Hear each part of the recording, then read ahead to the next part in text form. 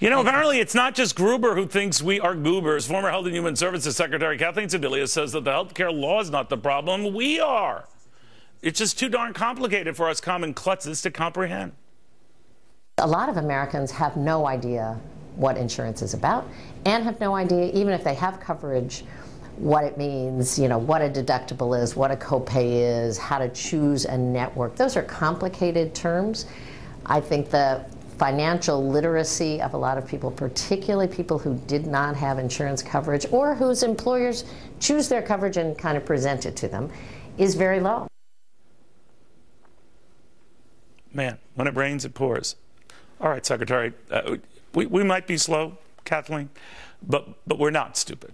We've learned from experience that we're not the problem. You are. The way you were selling this monstrous program, that wasn't the problem. It was the program itself. Now, we're smart enough to know that and smart enough to now clearly see that. It's not that we can't handle the truth. You never told us the truth. You broke a cardinal rule. You lied. Then you broke another cardinal rule. You covered up the lie. Then you compounded the covering up of the lies. Then you have the nerve to blame us because we're having trouble keeping up with all of the lies, your lies. And now you are shocked. Maybe I can help you here by offering our rules, my rules for dealing with anyone in government and its lies, your lies, just so you understand where the rest of us idiot peons are coming from, Kathleen. The rules we have learned to live by the hard way. Rule 1, if it sounds too good to be true, it probably is. I said it myself years ago. Rule 2, if someone from the government tells you that you won't understand, it's because, well, they don't understand. Rule 3, if you can't sum it up in a sentence, you're probably not going to do it in 2,000 pages.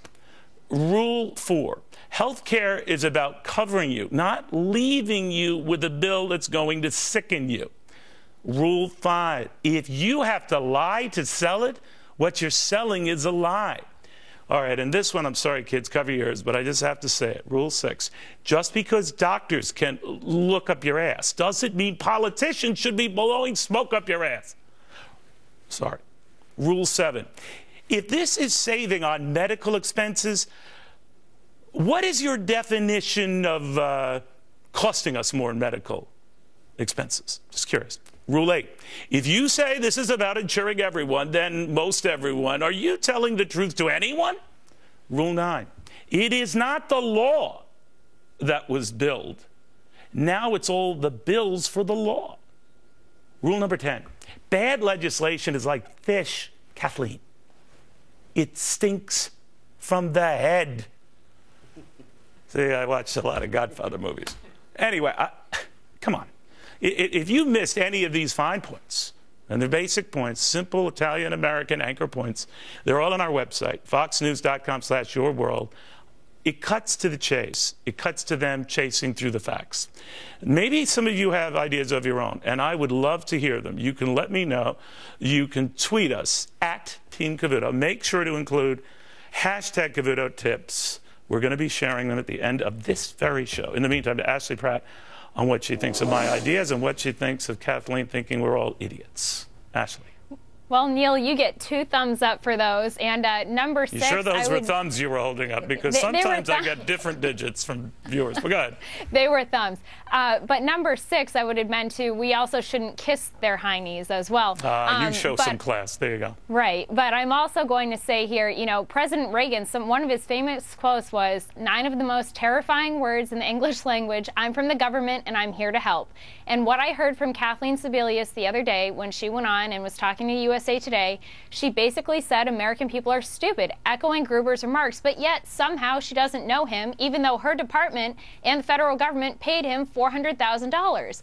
The fact is, What's not complicated here, Neil, is that many Americans right now are paying way more than they were for their insurance premiums, their co-pays, their deductibles because of this atrocious law. And that's not complicated for us average people to figure out. So what they need to do is do their jobs and maybe implement some common sense. And when we tell them to do their jobs, they should actually do it. No one wanted this shoved down their throats. And now, Merry Christmas, Obamacare is the gift that keeps on giving. Well, it's not only that. And by the way, other parties have practiced this. I can remember the time of the banking rescues under President Bush, a fine and decent man, as I'm sure President Obama is, fine and decent man.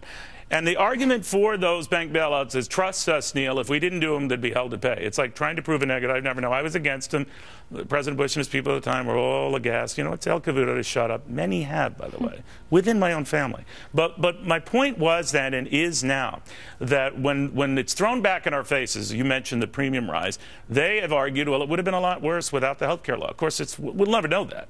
But that is the argument for it. Just like the argument for the bank rescues at the time under President Bush, we'd be a hell of a lot worse off without them. Again, we'll never know that. We'll never know that. But my concern is, don't treat us like idiots. It sounds too good to be true, as this law was. That was the cardinal rule, and it was broken. And, you know, they peddled this directly to people my age, too, Neil. You know, they were looking at that millennial demographic, and they were saying, we can rope them in because, guess what? They're too stupid to know the difference. Well, guess what? Now young people know that for young males, their premiums have gone up close to 73%, and for young females, close to 46%. So, all right. Ashley, great job, great insight. It's going to offend a lot of you what I said. I'm just telling you, when people tell you that you're stupid, turn around and say, really? Really?